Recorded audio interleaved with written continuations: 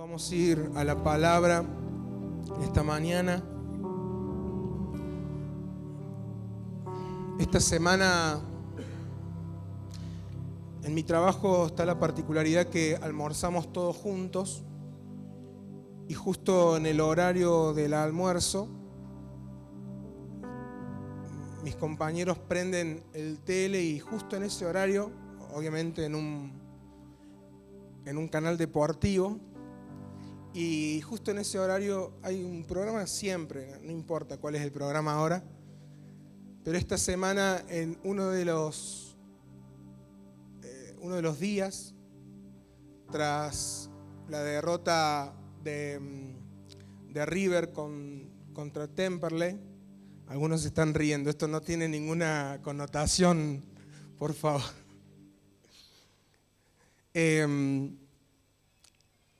Ante la derrota de River contra Temperley me llamó la atención lo que decía algunos de los titulares que iban pasando mientras los panelistas conversaban acerca del partido, y uno de los titulares, uno de los títulos, tiene otro nombre, no recuerdo ahora, que pasan al pie de la pantalla. Los graf, qué nivel, el que sabe, sabe. Gracias, Daria. Los graf, toma, me siento muy bueno diciendo esa palabra. Los graf, uno de ellos decía, ¿por qué River ya no es River? Y yo decía, wow, qué filosófico, muy existencial, muy complicado esto. Pero me llamó la atención una de las cosas que decía uno de los periodistas, decía, mientras analizaba todo, dijo, el partido no lo perdió Armani. ¿Sí? Todos saben que el partido se extendió a penales. Decía, el partido no lo perdió Armani, lo perdió otro. Dijo, hizo una pausa así y volvió a repetir lo mismo. No lo perdió Armani, lo perdió De Michelis.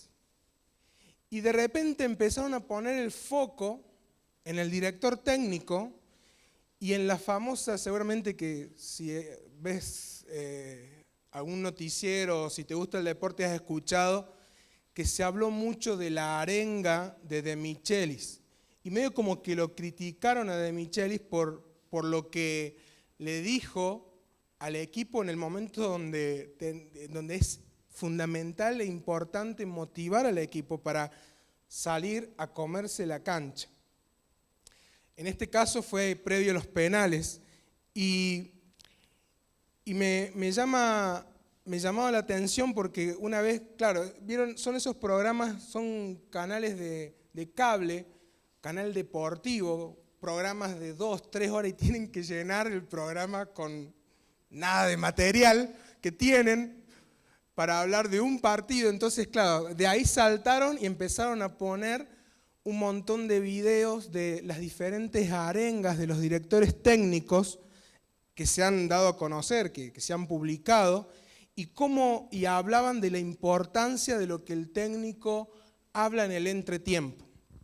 Entonces, ahí pasaban algunas de Pep Guardiola, otras de Bielsa, y decían y hablaban de cómo muchas veces lo que sucede en el entretiempo puede cambiar el resultado de un partido. De hecho, lamentablemente tengo que hacer referencia, el caso más cercano que tenemos es en nuestro primer partido del Mundial contra Arabia Saudita.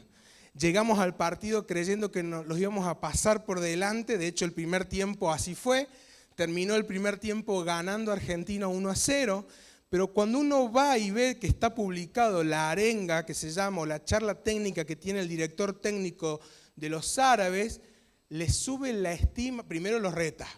Y dice, muchachos, si ustedes quieren sacarse una foto con Messi, agarren su celular, sáquensela y siéntense, pero no hemos venido a sacar una foto con Messi, le dice el director técnico. Entonces le dice un par de cosas. El equipo, la selección árabe sale con todas las fuerzas y lamentablemente Lo que no pudieron hacer en 45 minutos, en 5 minutos sentenciaron ese partido ganándonos 2-1. Entonces, pensaba en la importancia del entretiempo. Reflexionaba y me era inevitable pensar que estamos a punto de entrar en el entretiempo de este año. Estamos terminando el mes 5 y estamos a punto de ingresar a la mitad del año. Estamos a punto de ingresar en el entretiempo de este año.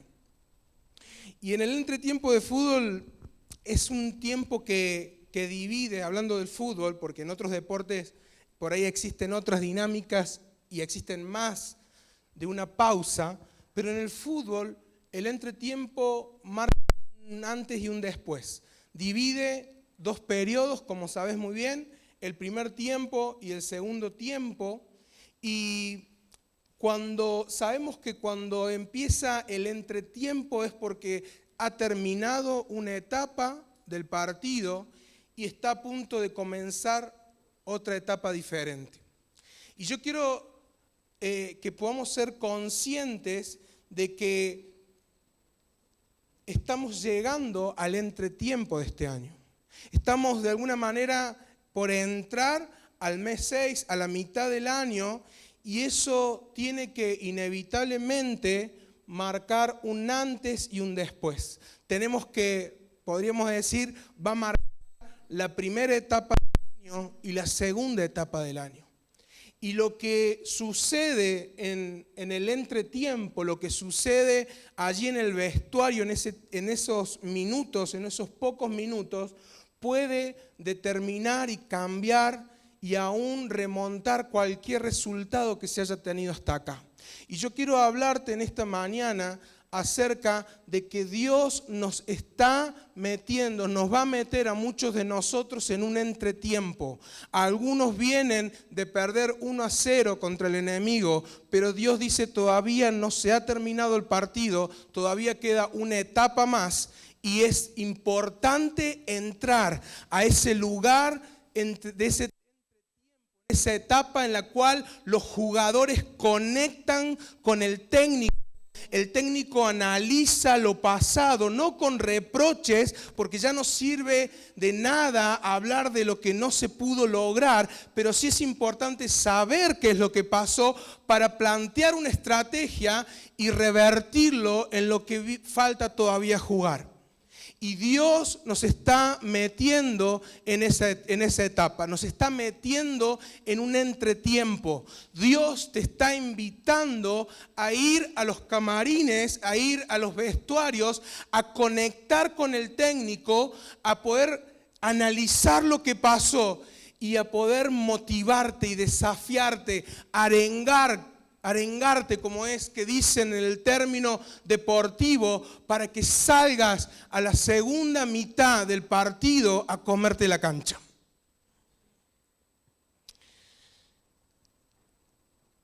Dios viene hablando en lo particular muy fuerte acerca, y Dios me lo está mostrando cuando hablo con muchos de ustedes, tanto acá como en Santa Lucía, porque Dios me está mostrando cómo el enemigo se está encargando de desanimar y desalentar a aquellos que han tomado la decisión de comenzar este proceso de creyente bueno a discípulos comprometidos. Y yo quiero, lamentablemente, espero que el tiempo nos alcance, pero yo quiero que hagamos un recorrido. Una de las historias más fascinantes es la de Nehemías y la reconstrucción de los muros en Jerusalén. Después léelo. Nehemías completo es extraordinario, pero especialmente los primeros 7 capítulos habla y se enfoca en la reconstrucción de los muros. Así que yo quiero que vamos a ir leyendo de manera salpicada versículos de los primeros capítulos, porque quiero llevarte en primer lugar, a ser consciente de que lo que estés pasando hasta acá no tiene que ser el resultado final del partido. Dios, vuelvo a repetirlo por cuarta vez, Dios nos está llamando a ponernos, a ir a la intimidad del vestuario, a conectarnos con Él, a conectarnos con el técnico, el gran técnico, para saber cómo encarar el segundo tiempo. Y quiero que vayamos primero a Nehemías capítulo 1, vamos a leer los primeros 3 versículos, para que podamos comprender y hacer de alguna manera un paralelismo con lo que estamos diciendo. Dice, vamos a ir rápido en esta parte, dice, palabras de Nehemías, hijo de Acalías. Aconteció en el mes de Quisleu, en el año 20, estando yo en Susa, capital del reino, que vino Ananí, uno de mis hermanos, con algunos varones de Judá, y les pregunté por los judíos que habían escapado, que habían quedado de la cautividad, y por Jerusalén. Y me dijeron, presta atención, el remanente, los que quedaron de la cautividad allí en la provincia, están en gran mal y afrenta, y el muro de Jerusalén derribado y sus puertas quemadas a fuego. La palabra derribado, acá esto es bueno aclararlo, no está hablando de que el muro estaba todo caído. No es que estaba todo hecho, reducido a escombros, sino que la palabra en realidad hace referencia en el original a partes derribadas y partes con grietas, con brechas. Es decir, que lo que no estaba derribado estaba debilitado. No podía cumplir con la función de seguridad. Otras traducciones dicen que el pueblo estaba pasando gran calamidad y humillación, dice la NBI. La Nueva Traducción Viviente dice, tienen grandes dificultades y viven en desgracia. Ahora, Dios está gestando algo en medio de todo esto. El pueblo viene de vivir vergüenza, vivir afrenta, calamidad. Estaba avergonzado el pueblo. ¿Y por qué estaba avergonzado el pueblo? Porque los muros estaban derribados, pero no solamente eso, sino que hacía 140 años que el muro estaba derribado. Hacía 140 años que el muro estaba derribado. Y quiero que prestes atención a este dato. Durante 72 años intentaron reconstruirlo y no tuvieron éxito. Durante 72 años intentaron levantar los muros de Jerusalén y no tuvieron éxito. Decí conmigo, un mal primer tiempo. Pero Dios está gestando algo en medio de esto. Cuando Él está por hacer algo, pone carga en una persona con las características necesarias para llevar adelante su obra. Porque Él sabe a quién le encomienda sus obras. Ayer, hablando de otra cosa, le decía a los hermanos de Santa Lucía, cuando Dios te llama para algo, es porque Dios confía en que podés cumplir con ese propósito, pero con sus recursos. Y Dios está gestando algo. Siempre que Dios va a hacer algo, pone una carga. Fíjense que Nehemías, después léelo a Nehemías, y en ningún momento a Nehemías se le aparece un ángel diciendo, restaurarás los muros de mi pueblo. No se le aparece Dios en una zarza ardiendo diciéndole lo que tenía que hacer. Lo único que Dios hizo es poner una carga en su corazón. Lo inquietó. Por eso él preguntó a su hermano acerca del pueblo. Había una carga genuina. No fue algo místico, no fue algo extraordinario, simplemente una carga. Y Dios utilizó esa carga para movilizar sus recursos. Dios, vuelvo a repetir, siempre que está en la idea de hacer algo, Él levanta a personas que tienen lo necesario. Porque el pueblo estaba avergonzado, estaba debilitado. Y Nehemías significa Dios consuela. Nehemías significa Dios consuela o Dios ha consolado. El pueblo venía de un mal primer tiempo, venía perdiendo por goleada frente a sus enemigos. Y Dios dice, yo necesito levantar a mi pueblo porque hay una obra que tiene que ser empezada y terminada. Por eso yo necesito levantar consuelo, ánimo para mi pueblo. Y Dios levanta a Nehemías, despierta una carga, pone una carga y despierta su interés. Durante 72 años el pueblo había intentado reconstruir sin éxito.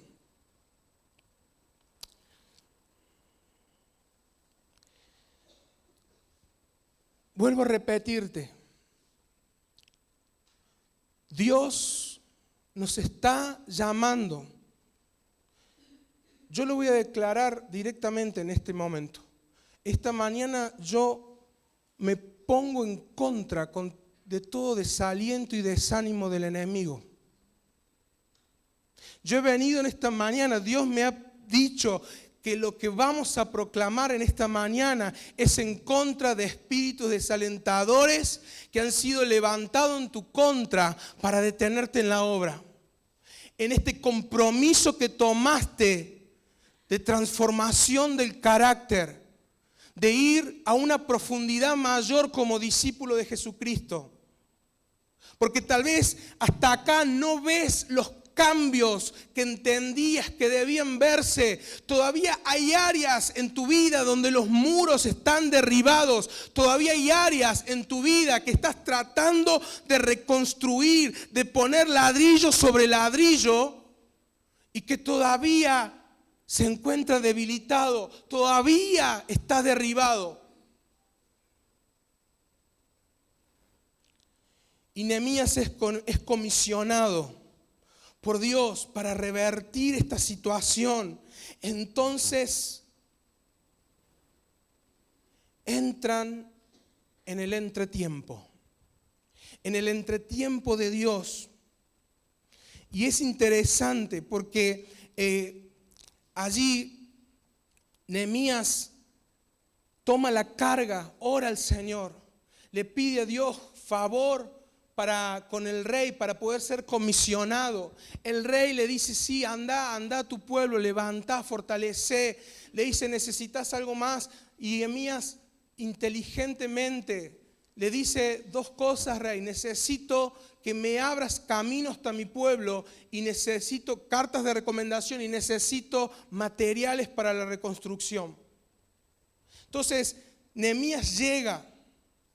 En el entretiempo de los partidos, como te decía, es el momento en donde los jugadores se encuentran con el técnico y el técnico les dice, y a veces es interesante verlo porque les dice por nombre, le dice, bueno, no voy a usar ningún nombre ahora, pero les dice, mirá, ahí dejaste pasar a tal jugador, hiciste esto otro acá. Y es el momento donde hay que revisar, donde hay que de alguna manera hacer un checklist, un listado de aquellas áreas de nuestra vida en la cual todavía los muros están derribados.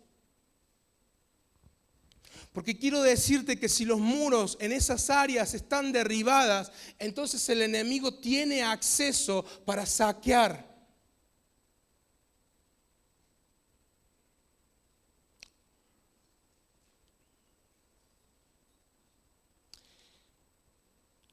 Ahora, Nehemías, dice el capítulo 2 que él comienza a recorrer, se toma casi una noche entera para recorrer los muros de Jerusalén. Él empieza a caminar, a cabalgar y empieza a tomar nota, anota toda la descripción allí de los lugares que recorre. Él se toma el trabajo de inspeccionar los muros.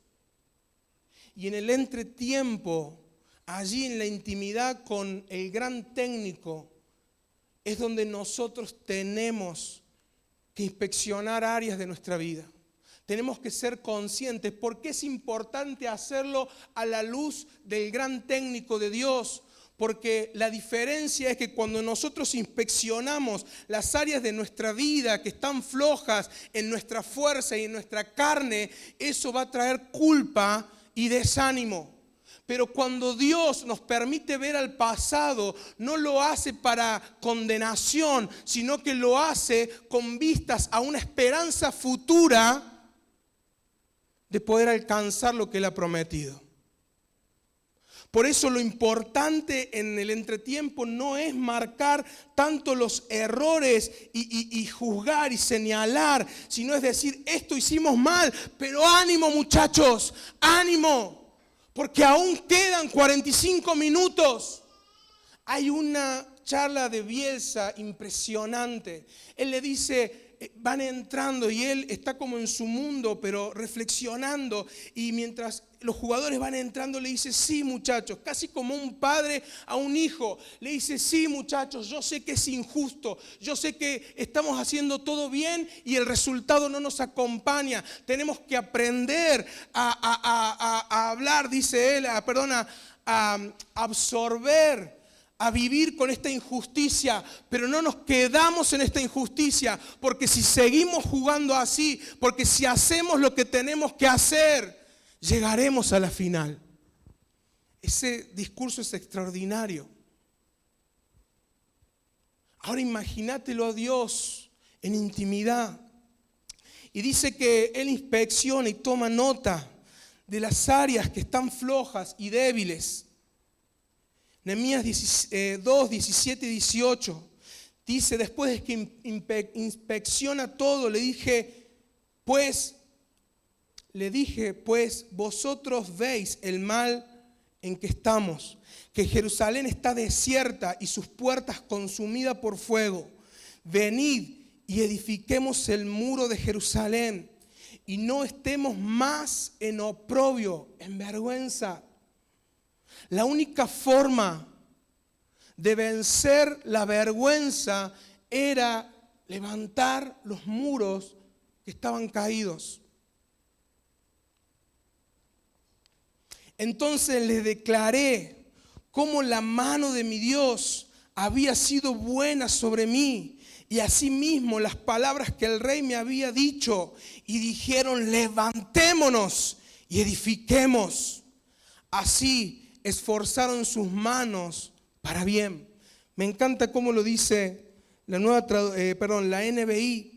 Dice, versículo 18, entonces le conté cómo la bondadosa mano de Dios había estado conmigo y relaté lo que el rey me había dicho. Al oír esto, exclamaron, manos a la obra, y comenzaron la reconstrucción. En el entretiempo analizamos y tomamos fuerza de Dios. Nos paramos en los testimonios pasados. Él le dice, les declaré todo lo que Dios hizo, cómo Él abrió puertas. Les declaré, porque así como Nehemías tomaba nota de los defectos del muro, también tomaba nota de las bendiciones de Dios del pasado. Y declaró las bondades de Dios para con él. Y cómo Dios le dio favor. Por eso es importantísimo, hermano, que lleves un diario de las bendiciones de Dios, de aquellas promesas que Él ya ha cumplido en tu vida, aquellos milagros que Él ha hecho, porque en el momento del desánimo, del desaliento, tal vez sea uno de los recursos que Dios utilice para volver a poner manos en la obra.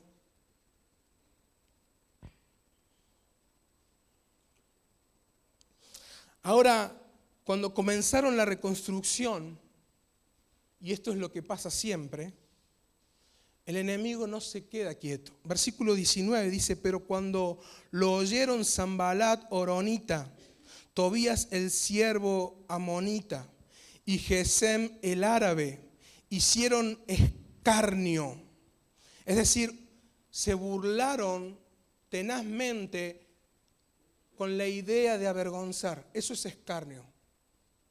Hicieron escarnio de nosotros. Los avergonzaron, se burlaban y los avergonzaron, nos despreciaron diciendo: ¿qué es esto que hacéis vosotros? ¿Os rebeláis contra el rey? Y en respuesta le dije: el Dios de los cielos, Él nos prosperará, y nosotros sus siervos nos levantaremos y edificaremos, porque vosotros no tenéis parte, ni derecho, ni memoria en Jerusalén.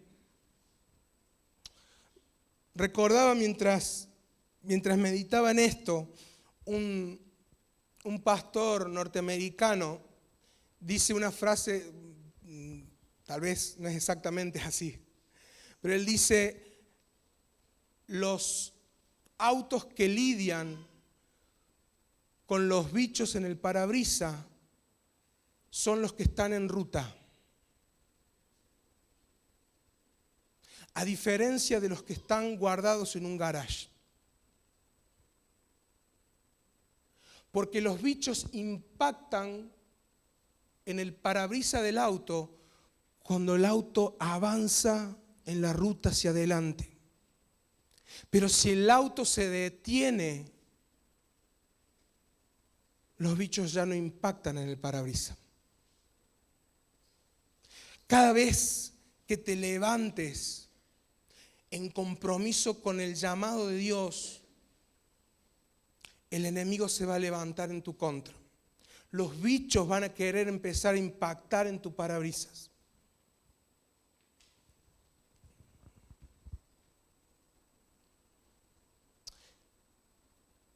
Pero vemos en la respuesta de Nehemías una de las primeras claves para combatir al enemigo. Él se pone bajo autoridad, bajo la autoridad de quien lo comisionó. No es cualquiera, es el Dios de los cielos, dice él, el Dios de los cielos. Está hablando de autoridad, está hablando de alguien que está en gobierno. Porque Efesios dice que Él nos sentó en lugares celestiales en referencia a lugares de gobierno y autoridad. Nehemías está haciendo lo que declara Santiago 4:7: sométanse a Dios, resistan al diablo y Él huirá de ustedes. Él dice: Dios nos respalda, nosotros trabajaremos. Dios nos respalda, pero nosotros trabajaremos. Porque somos a veces muy buenos para cumplir la primer parte, pero erramos en cumplir la segunda parte. Somos muy buenos para hacer declaraciones, somos muy buenos para orar y pedirle a Dios que nos cubra, pero muchas veces nos cuesta salir del entretiempo para ir a comernos la cancha en el segundo tiempo. Estamos muy cómodos con el técnico, estamos muy cómodos, ahí sí, wow, él sabe lo que, y me motiva y me siento muy motivado y me quiero y me agarro del banco porque las palabras me hacen temblar.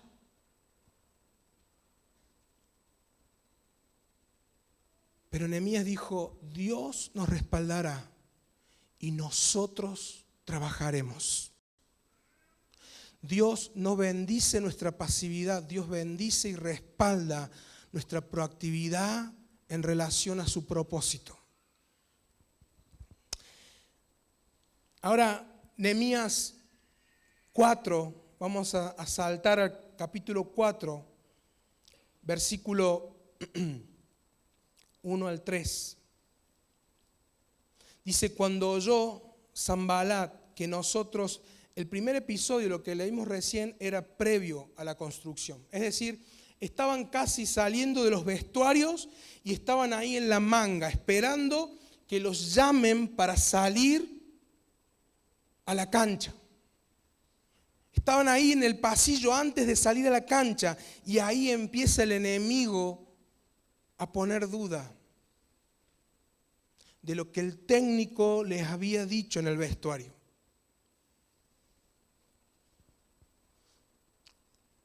Pero en esta ocasión el pueblo ya estaba trabajando y edificando. Dice, cuando oyó Sanbalat que nosotros edificábamos el muro, se enojó y se enfureció en gran manera e hizo escarnio de los judíos. Versículo 2. Y habló delante de sus hermanos y del ejército de Samaria y dijo, ¿qué hacen estos débiles judíos? ¿Se les permitirá volver a ofrecer sus sacrificios? ¿Acabarán en un día? ¿Resucitarán de los montones del polvo las piedras que fueron quemadas? Versículo 3. Y estaba junto a él Tobías amonita, el cual dijo, lo que ellos edifican del muro de piedra, si subiere una zorra, lo derribaría.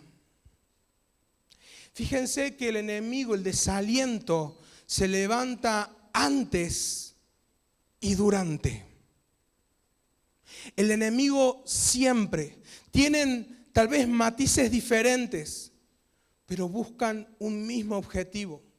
Tienen un mismo fin, que es hacerte desistir del llamado de Dios para tu vida, del compromiso que tomaste con Dios. Uno te hará dudar de que Dios te está pidiendo que te metas en este proceso. Algún pensamiento Él va a introducir en tu mente que te va a hacer dudar, ¿será que Dios me está pidiendo esto? Claro, porque como no se te reveló ningún ángel, como no viste ninguna zarza ardiendo, pero Nehemías tampoco. A veces Dios no va a hacer manifestaciones como esas, pero en el camino, a medida que tus pies vayan pisando el agua se va a ir abriendo. Nosotros tomamos la decisión de venir a San Juan porque entendíamos que Dios nos llamaba y estábamos dispuestos, conocés la historia, dispuestos a renunciar. Ella renunció y yo le dije a mi jefe, al gerente, si no me dan el traspaso a Córdoba, yo renuncio en junio. Pero ningún ángel se nos había presentado, no había ninguna zarza ardiendo, pero Dios había puesto carga en el corazón. Y cuando empezamos a caminar, Dios abrió un puesto de trabajo en el tiempo que habíamos pedido que fuese, cuando era totalmente ilógico. El enemigo te hará dudar antes de empezar, pero durante, él te hará pensar que lo que haces no es importante, que lo que estás logrando no da con la medida o no sirve. Lo poco que has logrado no sirve. Esos son pensamientos que el enemigo introduce. Le está diciendo, Tobías le está diciendo, esto que están haciendo, si una zorra, una pequeña zorra que creo que es más chico que esto, se sube sobre esos muros, lo va a derribar. Lo que están haciendo no sirve, le está diciendo Tobías. Y Sanbalat se burla de ellos como débiles, porque el enemigo va a hacerte creer que no das con la medida, que no podés cumplir el propósito de Dios, que no tenés lo suficiente para ir a comerte los 45 minutos que faltan de partido.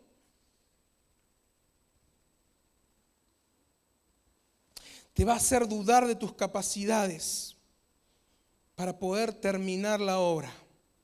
Ahora, algunas claves para el segundo tiempo, y vamos a ir rápido, pero quiero decirte algunas cosas que Nehemías hizo para combatir el desánimo y para completar la obra que se le encomendó. Vamos a ir rápido, Nehemías 4, vamos a ir versículo 11 al 14, dice, y nuestros enemigos dijeron, no sepan ni vean hasta que entremos en medio de ellos y los matemos y hagamos cesar la obra. Pero sucedió que cuando venían los judíos que habitaban entre ellos nos decían hasta 10 veces, De todos los lugares donde volviereis, ellos caerán sobre nosotros. ¿Cuántas veces? 10 veces. ¿Crees que el enemigo se va a encargar de desanimarte una vez? ¿Crees que una vez que lograste vencer el desánimo, él no va a volver? Hasta 10 veces. Versículo 13. Entonces, por las partes bajas del lugar, detrás del muro y en los sitios abiertos, puse al pueblo, quiero que prestes atención a esto, puse al pueblo ¿por qué dice?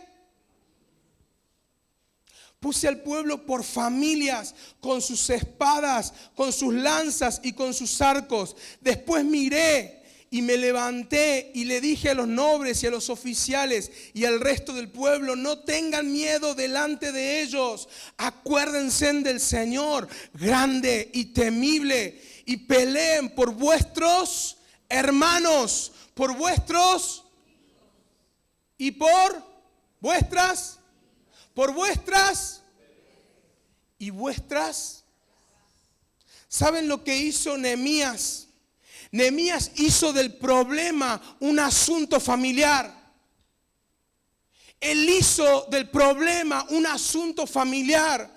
Esto se resuelve en familia. Solo no lo podés hacer. Solo no vas a poder terminar la obra. Solo no vas a poder cumplir el propósito de Dios para tu vida. Solo no podés cumplir el llamado de Dios. Nehemías lo hizo un asunto familiar. Luchen por su familia, le dijo. Me encanta el Salmo 68, versículo 6, dice: Dios hace habitar en familia a los desamparados, saca a los cautivos a prosperidad. Dios ama la familia porque es proyecto de Dios. Dios te ha puesto acá con una familia para poder construir los muros en tu vida.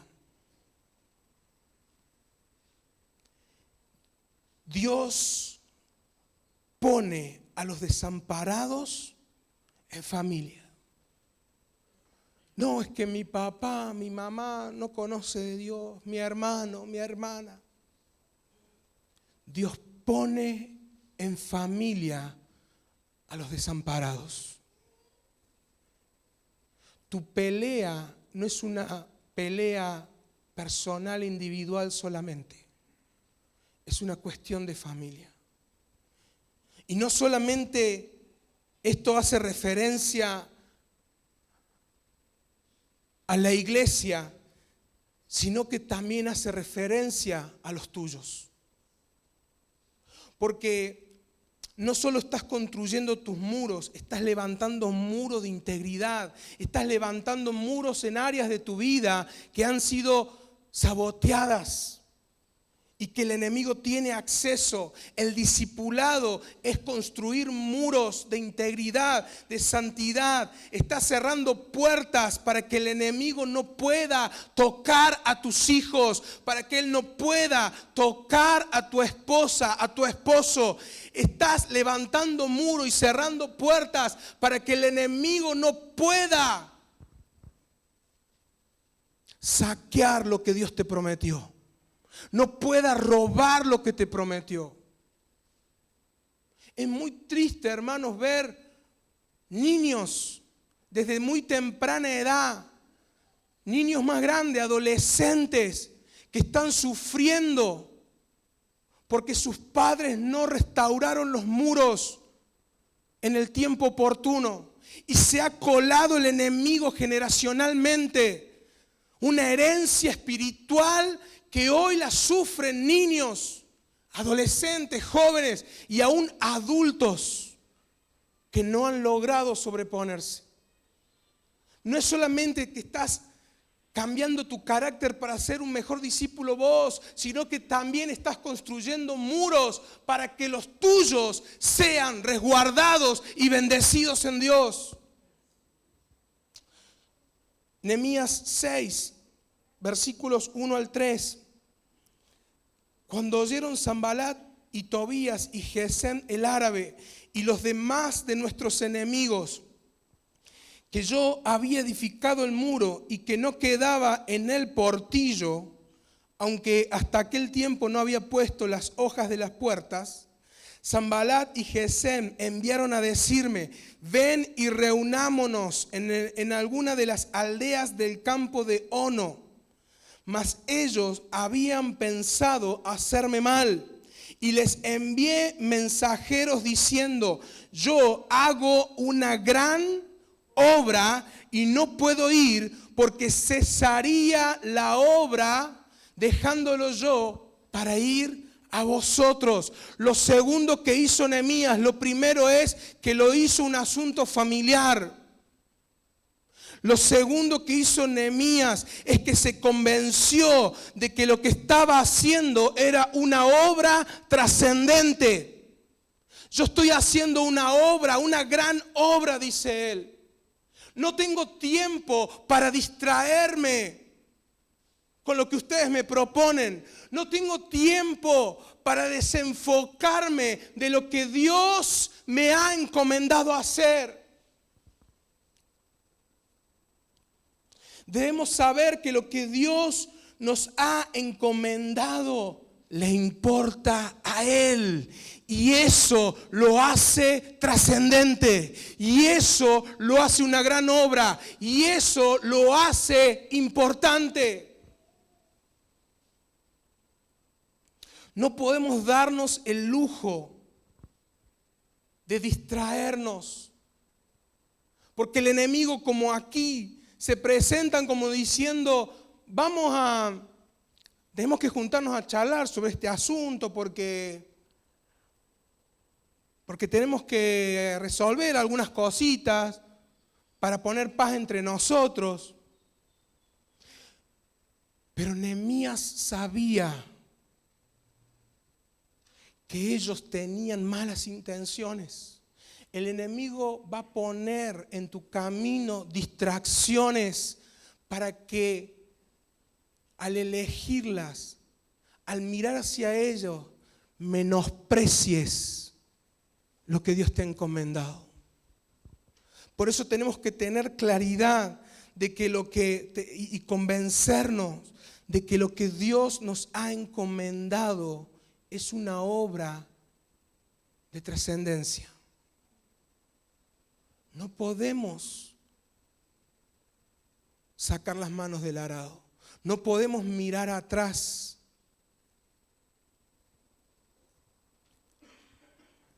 Y para terminar, Nehemías 6, del 9 al 12, dice: porque todos ellos nos amedrentaron. ¿Se dan cuenta lo que sufrió Nehemías? En los primeros 6 capítulos hasta acá, ¿cuántas veces da testimonio de que los enemigos los basureaban? Casi todos los textos que hemos leído comienzan hablando de las cosas que le decían los enemigos o hacían. Nos amedrentaban diciendo: se debilitarán las manos de ellos en la obra y no será terminada. Ahora, pues, oh Dios, fortalece tú mis manos. Vine luego a casa de Semaías, hijo de Delaía, hijo de Mehetabel, porque él estaba encerrado, el cual me dijo: reunámonos en la casa de Dios dentro del templo y cerremos las puertas del templo, porque vienen para matarte. Esta noche vendrán a matarte. Entonces le dije: ¿un hombre como yo ha de huir? ¿Un hombre como yo ha de huir? ¿Y quién que fuera como yo entraría al templo para salvarse la vida? Yo no entraré. Nehemías sabía. Versículo 12 dice: y entendí que Dios no lo había enviado, sino que hablaba aquella profecía contra mí, porque Tobías y Sanbalat lo habían sobornado. Lo tercero es que Nehemías sabía qué tipo de hombre era. Él le dice, un hombre como yo va a huir, va a ir a esconderse por su vida. Fíjense qué astuto el enemigo, porque disfrazó, diríamos hoy, de religiosidad, de espiritualidad, el engaño. Vení, vamos al templo, escondámonos ahí, busquemos fortaleza en Dios, porque te van a matar. Pero Nehemías dice, un hombre como yo va a huir. ¿Voy a correr por mi vida? Cuando la obra que Dios me encomendó es trascendente. El llamado de Dios, la obra de Dios es más importante que las consecuencias.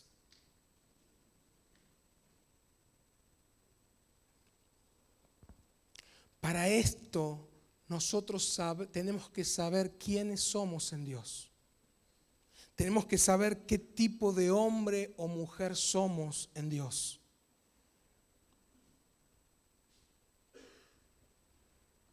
Ayer mientras oraba entendí algo en relación a la tentación de Jesús, porque el enemigo puso en jaque o lo hacía dudar de su identidad. Y yo nunca lo había visto. Ayer orando, Dios trajo esto. Y es que cuando nosotros no sabemos quiénes somos como hijos de Dios, nuestra relación filial con Dios, con el Padre, se ve afectada. Y lo que el Espíritu me trajo es cuando Jesús una y otra vez decía, lo que yo veo hacer al Padre es lo que yo hago. Si yo tengo en claro mi identidad de hijo, voy a poder reproducir las obras del Padre y no voy a ser confundido aún con las estrategias del enemigo que se van a disfrazar de espiritualidad.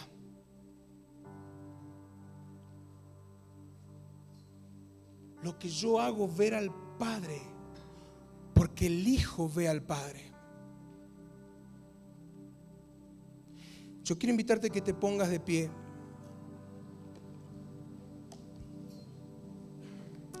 Dios nos está metiendo en este entretiempo. Déjame que siga usando esa metáfora. Sabes bien lo que te estoy diciendo. No estoy diciendo que junio tiene que ser el mes. Pero Dios nos está llamando a los vestuarios. Él te dice, tuviste un primer tiempo frustrante, sí, es verdad. Tuviste un primer tiempo en el cual te acorralaron sobre tu arco, te metieron un gol. Estás jugando tal vez ante la selección más importante del mundial. Eso es lo que decían de Argentina. El primer partido, Arabia, Argentina. Los árabes contra la selección más importante, la que tenía mayores partidos invictos, la que tenía todas las chances de salir campeón. Arabia empieza ese partido con la mejor figura deportiva del fútbol del mundo y tal vez de la historia, del otro lado. Y el enemigo se te presenta como un león rugiente que viene a devorarte. Y el enemigo se te presenta para desalentarte y decirte, sos un débil, no vas a poder. Lo que estás construyendo, si se subiese una zorra pequeña, lo derribaría porque está defectuoso por donde lo veas. Y hoy el gran técnico nos está llamando a los vestuarios y nos está trayendo a Él y nos está convocando y nos está llamando para revisar primero para decirte, esto tal vez se podría haber hecho mejor, pero no te fijes, no recuerdes, no traigas a memoria las cosas del pasado. Hoy yo quiero hablarte de lo nuevo que yo puedo hacer, porque aún quedan 45 minutos de partido. Aún queda tiempo. Y Dios nos trae a la intimidad y Dios nos convoca a una conversación con Él para decirnos, aún el partido no se ha terminado. Aquel que se te presenta como alguien importante, como el mejor, como el más fuerte, como un león, no es un león. Porque el león de la tribu de Judá soy yo y yo lo he puesto bajo mis pies. No hay jugador tan importante que pueda derrotarte, porque yo soy tu Dios.